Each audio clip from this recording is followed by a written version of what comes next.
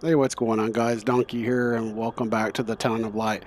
I actually was in the process of recording this area, and unfortunately, the game crashed.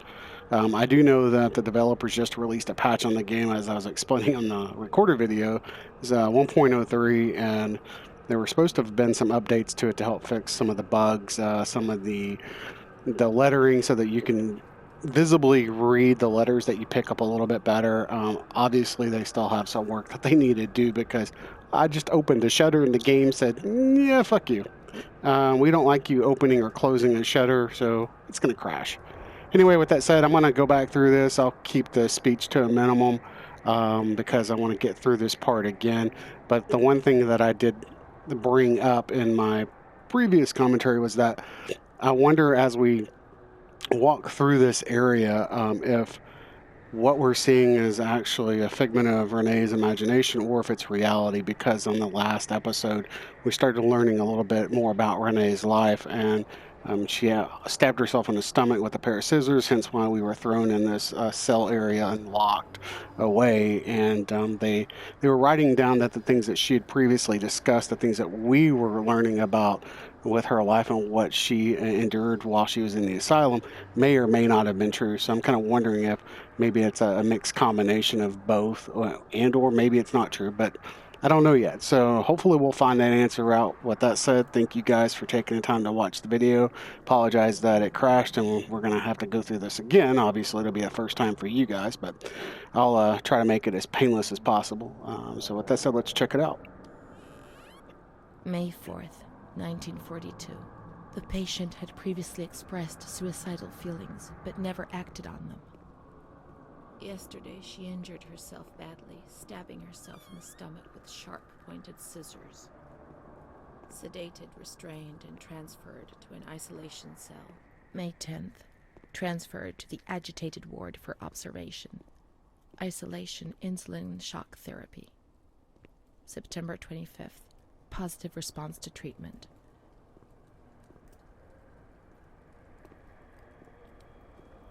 She claims to have memory remembers what happened. Whoa. Entire days about which she remembers nothing. She appears to be anxious and seeks reassurance. She fears she has done monstrous things in the blank periods for which she has no memory.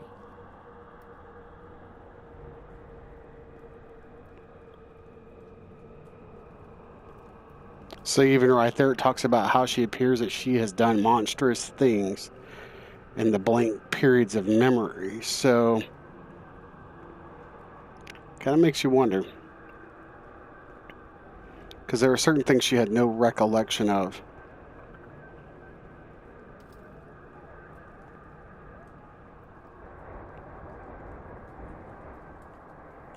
November 11th, 1942. The patient speaks very little, refuses food, force-fed with a nasal cannula. February 2nd, 1943. The lack of kerosene for heating and the food shortage is claiming many victims in the institution. War spares nobody, not even these alienated creatures. Despite her young age, this patient has fallen ill owing to the cold and malnutrition.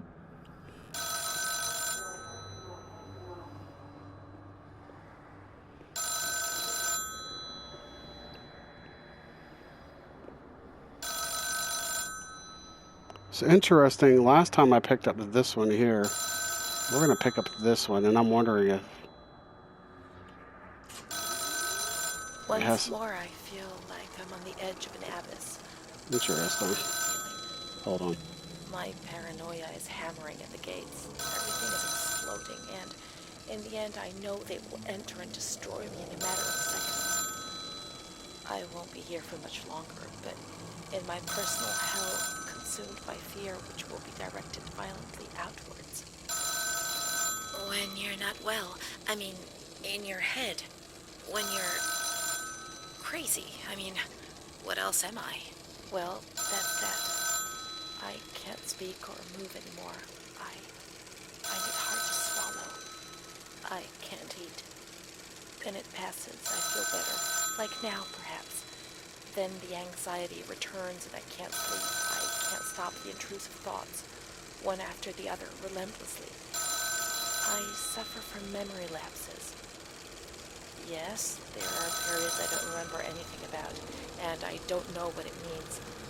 It first started when I was with my fiancé, and Bruna was there. They said I did certain things, you know. I'm too embarrassed to talk about them. But I think that's the reason I'm here, isn't it? But I don't do any of those things now, do I? Please tell me. And, send me home. I'm sure I'm okay, and I so want to go home. But nobody comes to visit me. Why? Do you know?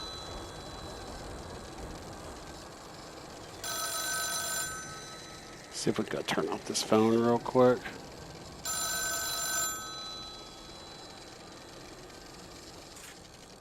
Oh no, that's not the phone.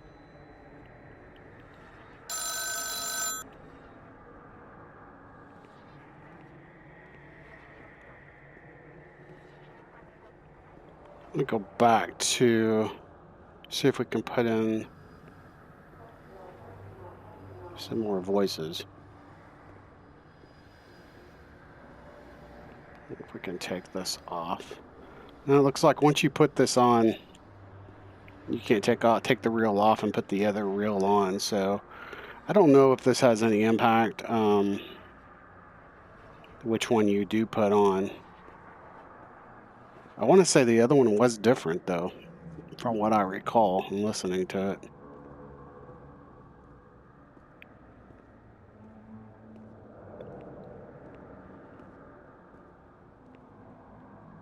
What the hell's that?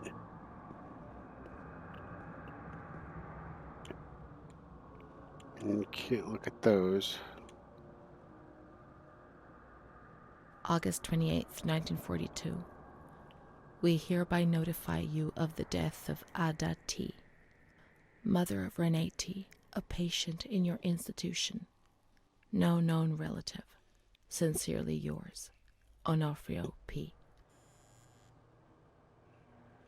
So her mother I have died. no one left in the world. Nobody at all. Solitude is very strange. It muffles everything, slows it down. It's an endless scream that makes no sound. A silent scream. I can't stop looking at myself. I will never leave this place. There is nobody out there for me. These walls have become my skin, and the wretched desperation within them is my soul without a voice. Here, nobody weeps anymore. How I would love to feel life, desperation, anger. I've stopped dreaming, daydreaming, maybe even thinking. I've lived in a reality which has corroded me and has stripped me of everything, even my ability to feel pain. Wanted to see if by waiting we had the opportunity to come over here and turn this. Looks what appears to be some type of radio on, but unfortunately we can't. Because a lot of times when she's talking, your interaction with certain items just isn't there. If you wait, a lot of times you'll be able to interact again. The one thing I was commenting about on the video that got erased was that I wish that we were able to turn off this filter. It looks like I'm looking through a dirty Coke bottle or something. And I'm sure they did this, on purpose. Maybe just to kind of give you that old hazy feeling. But unfortunately, I don't like it. I don't think there is a way to do it though. As I'm looking through the settings, yeah, unfortunately, no. They really don't have anything that allows you to turn that off. So I don't know, maybe the developers will eventually do that. Kind of adds a gritty feeling to the game, and some people like that. I personally I think options are great, and I would like to see an option to remove it. That way, if you don't care for it, you can.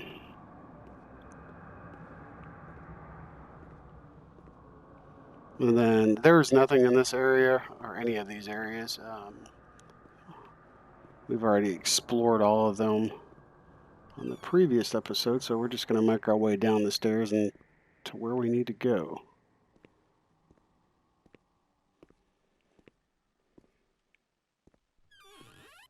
And we can't go through there, and we can't do anything here. These are just another couple of rooms here that really have nothing in them. You can't get out. There's a busted elevator over there. So our only place that we can go to is out in the courtyard. I was walking around here earlier. Yeah, they definitely need to improve that. That's something else I was commenting on, was just the glitching aspect. There's a hole in the wall over there. You can't do anything with that. But there is a flashback over here.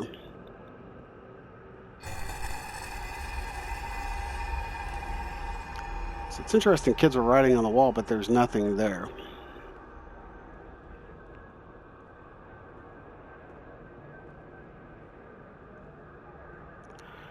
And I will not mess with the shutters again once we get to that point, because I'm not going to replay it again, hopefully.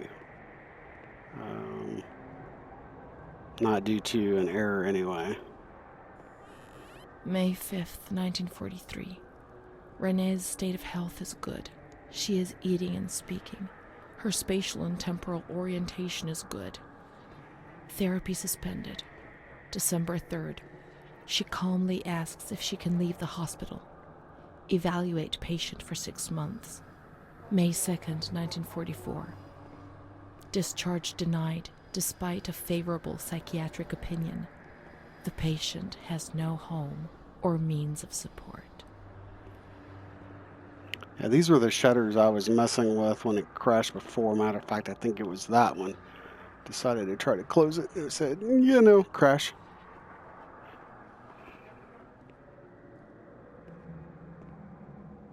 These doors are all locked, so we can't go in any of those. I assume we can't open that. So... May 4th.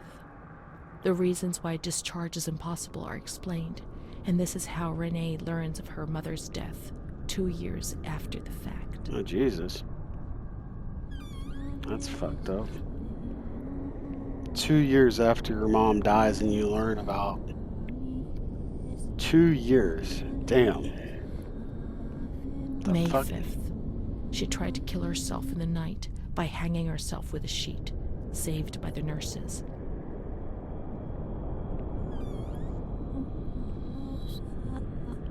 Wow. Looks like it's even moving a little bit. It is. Just a slight movement. That's a trip. I assume those doors can't open. Yeah, I'm really curious what those other... Restrained to her bed, she once more tried to kill herself by suffocation. The decision has been taken to perform a transorbital lobotomy. What the fuck? A transorbital lobotomy?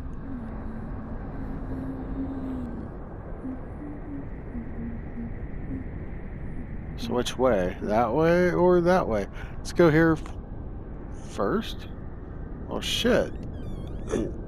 Or that way. Oh my god. Too many ways to go.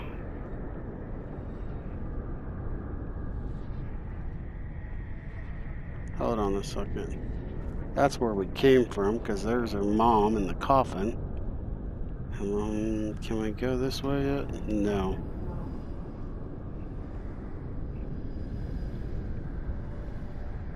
So we're back out to the hall. So basically we have to go this way.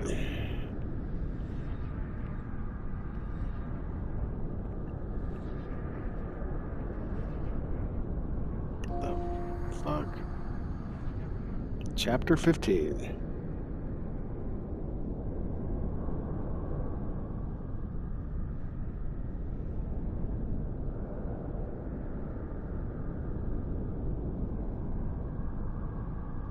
Interesting.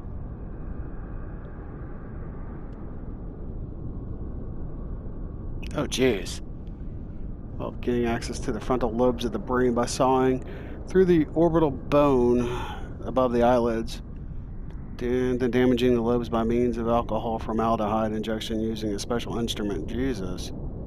Contrary to what was often thought, the patients did not always receive invalidating damage, although this was often the case.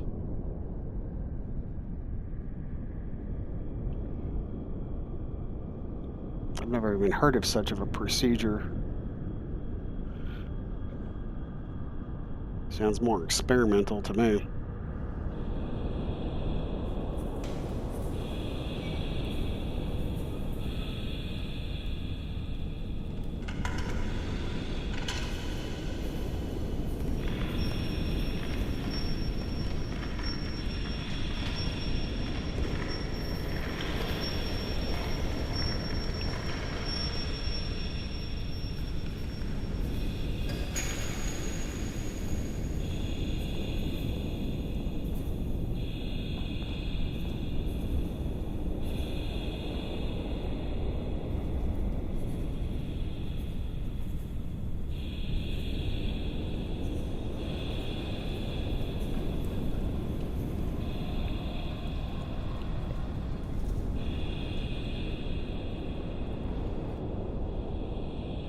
The hell?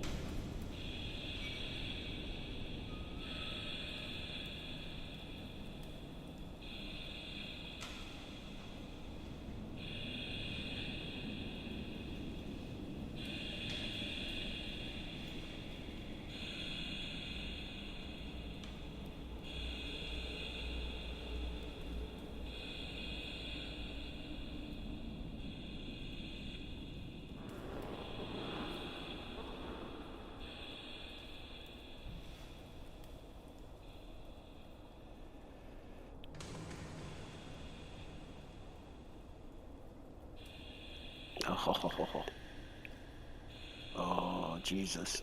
Oh.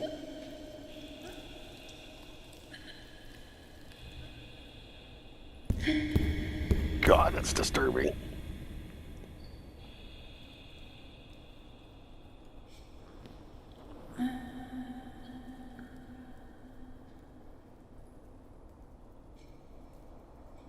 Oh my God. Oh.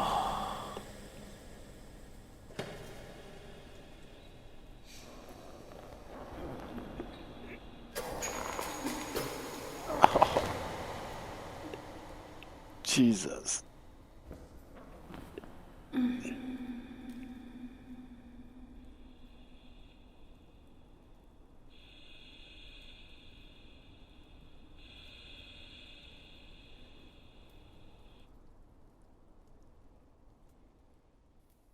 June 1944. Operation successful. Patient tranquil and collaborative. Motor coordination capacity reduced, but she's improving. Transferred to the Tranquil department in the care of Dr. B. 25th of October. Continues to talk about Amara and her doll, Charlotte. The disturbances of motor capacity show slight signs of improvement. Difficulty walking, not capable of riding, and the nurses report that they have to help her dress, wash, and feed herself. In the summer of 1944, Renee was transferred back into my department. Aware of little, indifferent, hardly ever spoke. One day, she said, "When I find the courage to look at myself in the mirror, I see a young face which is aged and looks at me full of fear." She is a woman now who has changed profoundly compared to the girl that I had under my care several years ago. Only the sadness of her gaze and her intelligence are unchanged. She's so young, just 23 years old, but is lacking all vitality. Perhaps her condition may improve, but probably not. Her life has been thrown away. And nobody did a thing to try to avoid this.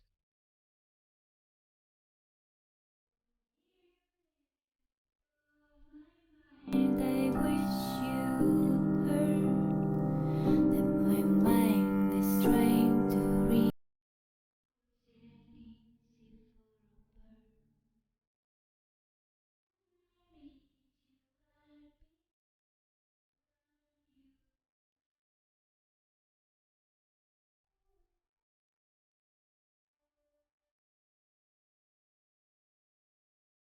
So it appeared we met the fate of Renee.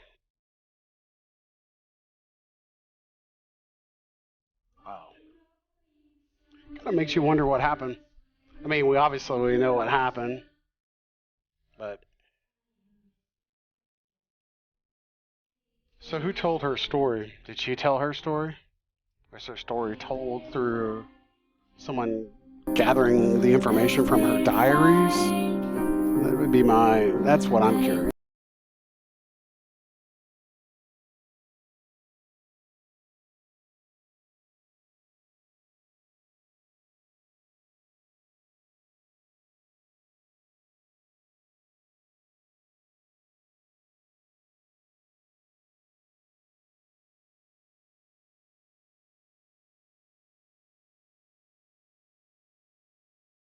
Well, that would complete the story for the Town of Light. Obviously, there's other paths. I think I pointed out in my other video. Let's see if it'll let me do it. I can't even pause it, but basically, if you open up your options menu, you can go to chapter select, and if you look, I had commented before in my previous video, one of them, that there was like chapter 6A, 6B, and then chapter 12 had 4 different paths that you could take. Obviously, there's a lot more that I wasn't even aware of until you open up your chapter select. There are different paths from a lot of the chapters predicated on, I guess, where you explore, what you do, what answers you choose. So that's something that we may definitely go back and explore to maybe see the other paths. But I'm kind of curious what you guys thought about the game overall. You can just leave your comments in the comment section below, and if you liked the series, you liked the video, just hit that thumbs up for me. If you disliked it, hit the thumbs down. What I'd like to do, I'm going to go ahead and let the credits roll through. Sometimes the developers will put in extra content in the game. Maybe cutscenes or something of that nature, I don't know. It's kind of interesting, the graphic style.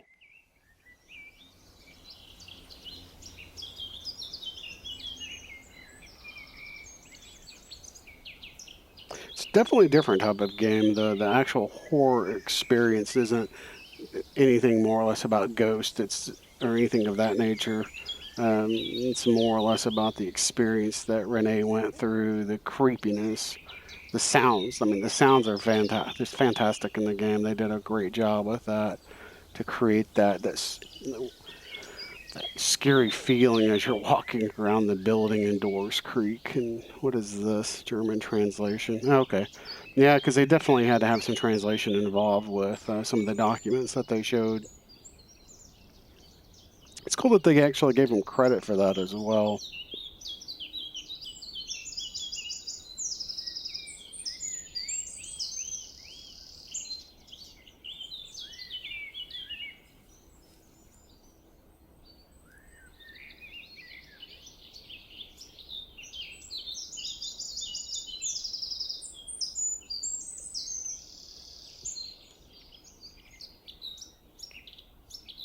Here we go. What's going on?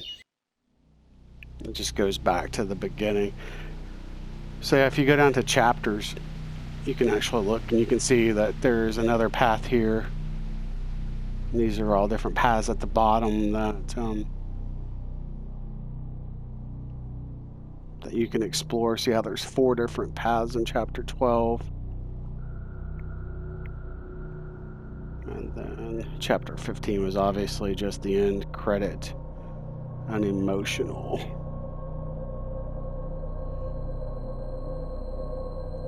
And you can go back and play these chapters. So it's really cool. And then you can pick up anything that you might have missed. So again, hopefully you guys have enjoyed it, and not exactly sure. Actually, I was going to say, I'm not sure what series I'm going to do, but that's not true. I've started Kona. We're going to probably finish up Kona. And then Kalat is another one that is definitely a freaky-ass game. I've actually started recording on that, so those videos will be up after we get done uploading all the ones for the Town of Light. So anyway, until next time, guys, y'all take care.